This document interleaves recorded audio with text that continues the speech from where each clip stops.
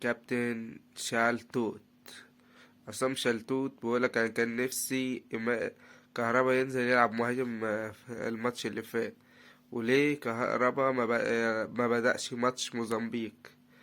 وليه ما بدأش إمام عاشور وتكسر نفسية الواد كده وتخليه ينزل متضايق كده ويشوط الكرة في الساعة ويشوطها في المدرجات؟ ليه الواد متألق؟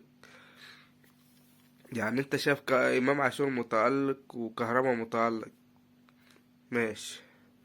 ومصطفى محمد اللي جاب جون وضرب الجزاء ده كان يطلع ويقعد بره ويسيب كهربا، كان هيعمل ده كله، ماشي. اكتر حد بكرهها الناس المتلونين دي، الناس المتلونين بالطريقة دي عاملين زي كوز قزح كده. يعني امام عاشور هو في الزمالك ومكسر الدنيا وبيعمل 500 ألف جد مرة جد اللي بيعمله في الأهلي دلوقتي. بقول لك عيل سافل وجاي الأدب ومش متربي دلوقتي. ت- كسرت مشاعر الواد كده ليه؟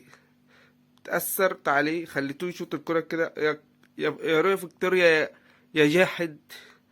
لا لا، استغفر الله العظيم، انا مش قادر اكمل معاكم البرنامج، انا همشي.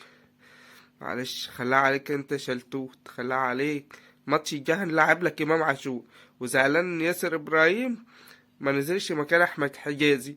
والراجل اللي كان نايم ده وساب الكرة محمد عبد المنعم الراجل الغلبان ده السبب في الهدفين اصلا، عادي جدا واحسن مساك في خط وسط قارة افريقيا الاستوائية.